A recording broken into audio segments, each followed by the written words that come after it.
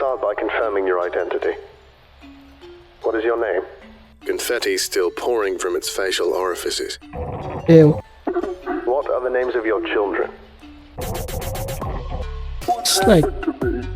Oh, bro, it's like an exorcist. And answer the questions. I feel like every time I watch the Volgun, like the picture here, or anything that's like showing here, I feel like it's gonna jump scare me.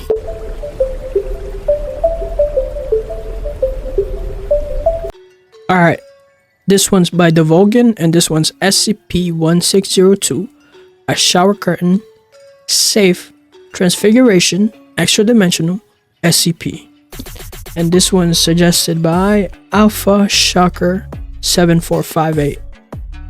Alright, let's start. I said, let's start.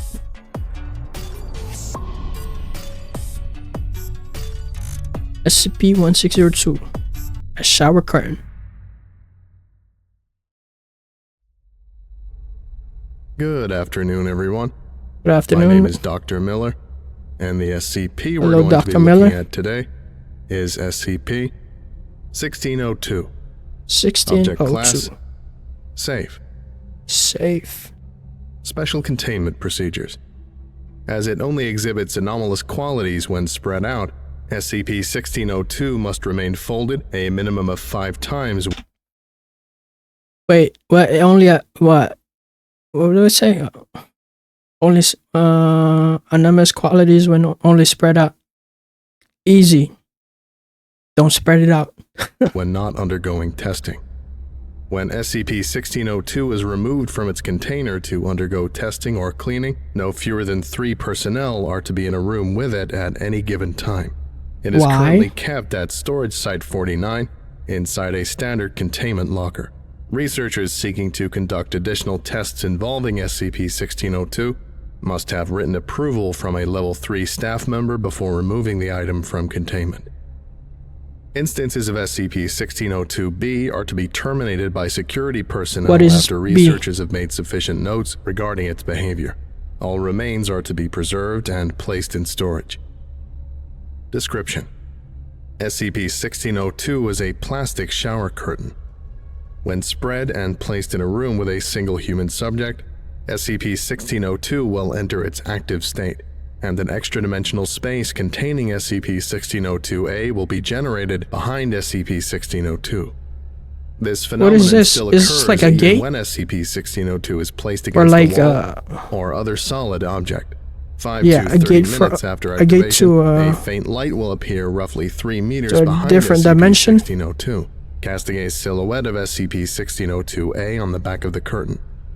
SCP-1602-A will remain stationary for a brief period before drawing back SCP-1602 and approaching the subject. Pre-test counseling sessions conducted with D-Class subjects have shown that instances of SCP-1602-A take on forms that are representative of Oh, bro, I just saw the picture. I was reading it, and I just saw the picture. That is kind of scary. Okay. See experiment log. If an additional party enters the room during this process, SCP-1602-A and any physical traces of its existence will instantly vanish, and SCP-1602 will re-enter its dormant state. If left unimpeded, SCP-1602-A will restrain the subject and forcibly pull them behind SCP-1602. Instances of SCP-1602-A have consistently proven capable of outrunning, overpowering, and subduing subjects through non-lethal means. Once the subject has been taken behind SCP-1602, oh, this one's aggressive, SCP-1602-A will return SCP-1602 to its spread position. SCP-1602 will then re-enter its dormant state. In roughly 10% of tests conducted with D-Class personnel, the captured subject re-emerged from behind SCP-1602 unharmed and with no memory of their abduction.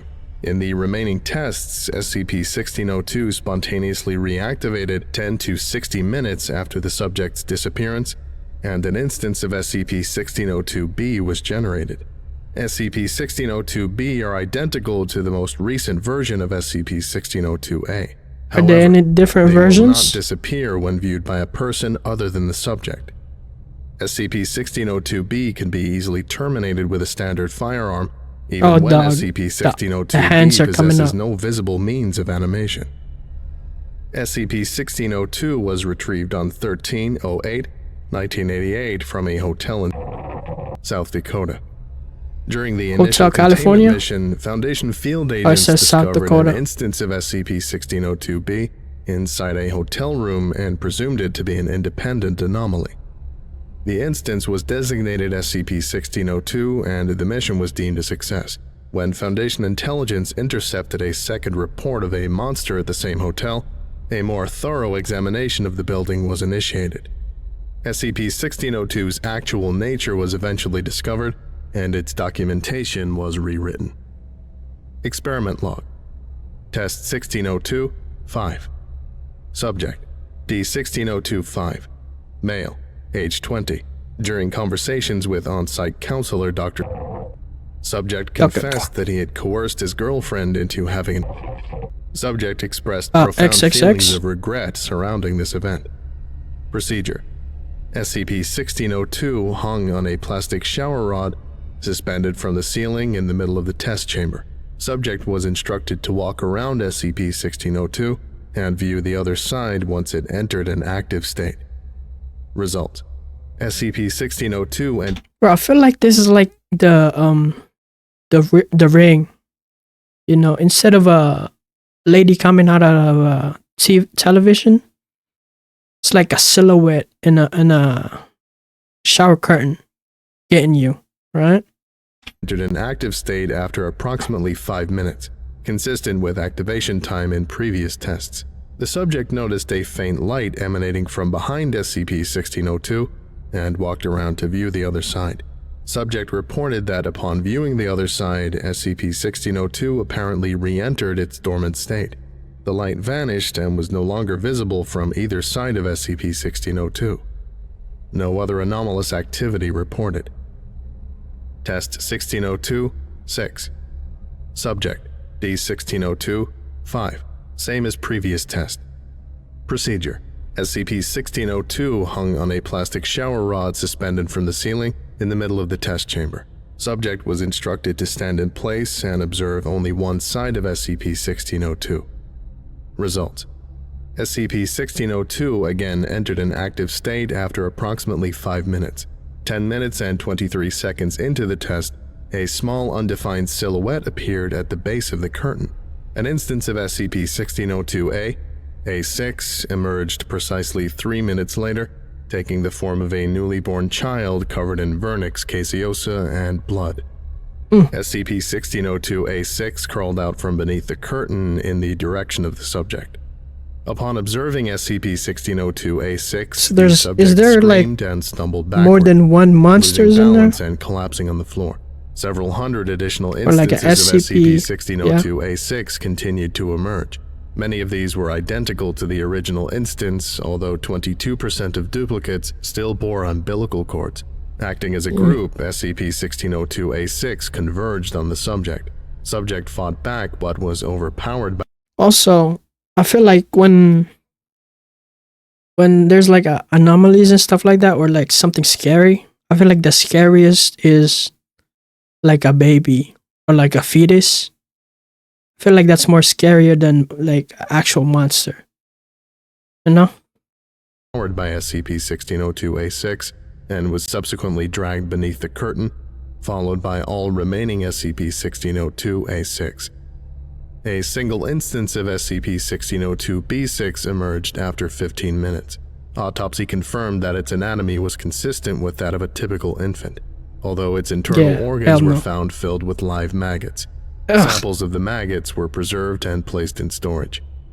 Afterward, any traces of vernix caseosa and blood left on the floor by SCP-1602-A6 ceased to exist the moment research staff entered the room. Comments: the presence of multiple instances of SCP-1602-A... Did they say this only happens when there's just one person in the room, right? And it vanishes when there's like other people in there, right?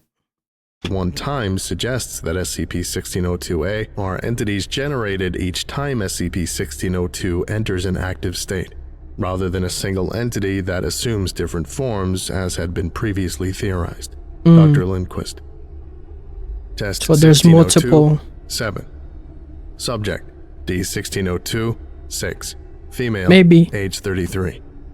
Subject, Maybe the curtain plays with your fear, you know? It creates something that's you're scared of. Right? That kind of make more sense. Instead of being one entity, like they said, it just creates an entity to scare people. had a history of bulimia and self-image disorders. Procedure. SCP-1602 placed in a spread position against the wall of the test chamber with a mild adhesive. Results. Subject exhibited high levels of anxiety and panic upon SCP-1602 entering its active state, repeating the phrase, "I can't do this." This pattern of behavior continued until SCP-1602-A7 appeared behind SCP-1602, at which point the subject began banging on the wall opposite to SCP-1602 Yeah, no, I'm good. while shouting incoherently. That is scary though, bro. SCP-1602-A7 pulled back the curtain, revealing a cavity in the wall that had not previously existed. SCP-1602-A7 was identical to the subject in height, skin tone, and hair color, but appeared to possess no muscular tissue whatsoever, with skin stretched directly over its bones and ligaments. Lack of musculature notwithstanding, SCP-1602-A7 still possessed a high level of mobility and strength, grabbing the subject by the ankles and pulling them behind the curtain. SCP-1602-B5 emerged within 5 minutes of the subject's disappearance. It was observed to claw at its own body, jaw fully extended but making no vocalizations. Researchers called for termination after 4 minutes of observation. Autopsy deemed unnecessary as SCP-1602-B5 had peeled back most of its own skin, confirming its lack of muscle tissue. It's just literally skin and bones. SCP-1602 showed the wall to be in the same condition as it had been prior to the test. Test 1602-8. Subject, D1602, 7. Male, age 58. Subject had been a high-ranking employee prior to incarceration. Doctor who provided counseling for the subject in the weeks prior to testing noted that the subject expressed significant frustration over the fact that his dedication to his work had led to his estrangement with his children and ex-wife. Procedure. SCP-1602 placed on the floor in a spread position. Results. SCP-1602's horizontal orientation did not appear to alter its effects, activating within the standard time frame. SCP-1602-A8 emerged from beneath it, climbing from a perfectly round hole in the floor that had not existed prior to SCP-1602's activation. SCP-1602-A8 took the form of a clown in a loose polka-dotted suit. While its body resembled that of a natural human, its head was disproportionately large and made from what appeared to be papier-mâché, with areas of the face cut out where its eyes and mouth would typically be located. A reflective substance, later confirmed to be standard confetti, poured continuously from these orifices for the duration of the test. This test marks the first time an instance of SCP-1602-A has made vocalizations, despite its lack of visible means of articulation. SCP-1602-A8 approached the subject very slowly, repeatedly expressing a desire to play and encouraging the subject to loosen up and live a little. Nah, bro. Subject attempted to engage SCP-1602-A8 in conversation, making numerous inquiries about its nature, albeit with a significant amount of profanity. 34 minutes after the subject's capture, SCP-1602-B8 was generated and proceeded to stumble around the room in a state of extreme distress. Oh, bro, the clown's coming out of the curtain. SCP-1602-A8, it Is made that it? numerous vocalizations, I think that's it. though most of its statements were requests to see Dr. Lindquist and questions regarding itself. The following is the subsequent exchange between SCP-1602-B8 and Dr. Lindquist. Playing log now. We'll start by confirming your identity. What is your name? Confetti still pouring from its facial orifices. Ew. What are the names of your children? It's like... Oh, bro, it's like an exorcist. And answer the questions. Talking Do to you the have any demons. I have a great name named Dorothy. Please, Doctor, I need help. I'm blind. What did you see after you were taken behind the curtain? I didn't see anything. What's happened to my face? Why am I blind? What did that thing do to me? That's what we're trying to figure out. We want to help you, but you need to answer our questions.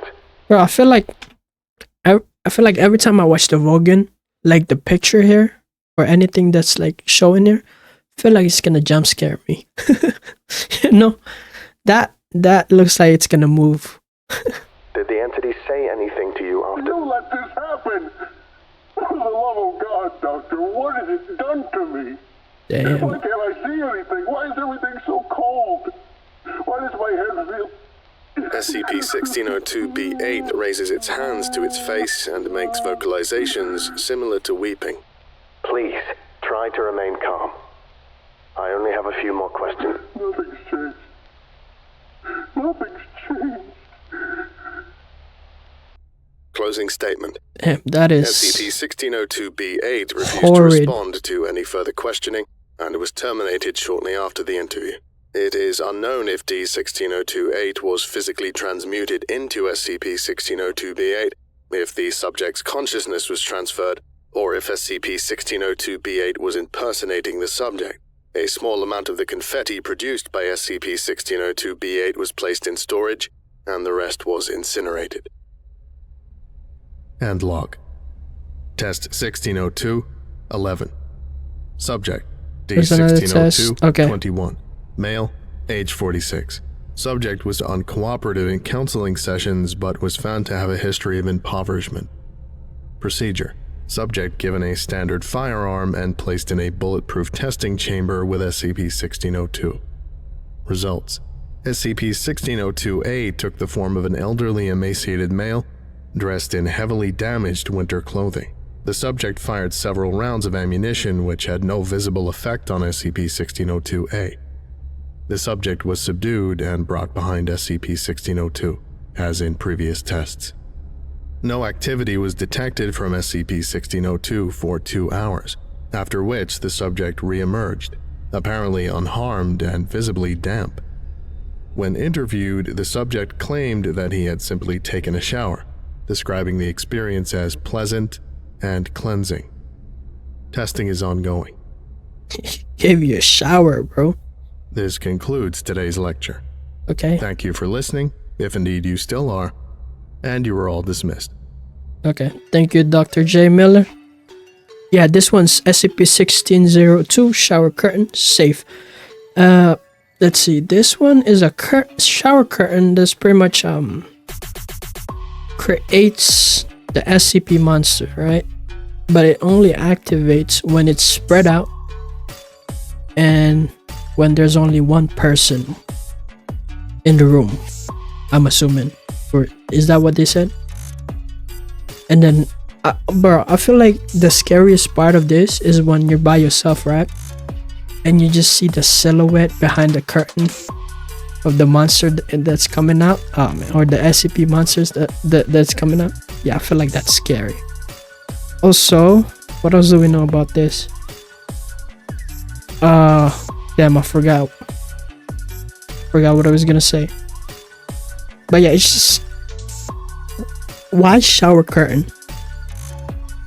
Yeah, also I feel like this one's inspired by the what was it? By The Grudge or The Ring, where like the girl in the TV comes out. I feel like it's like that, but also,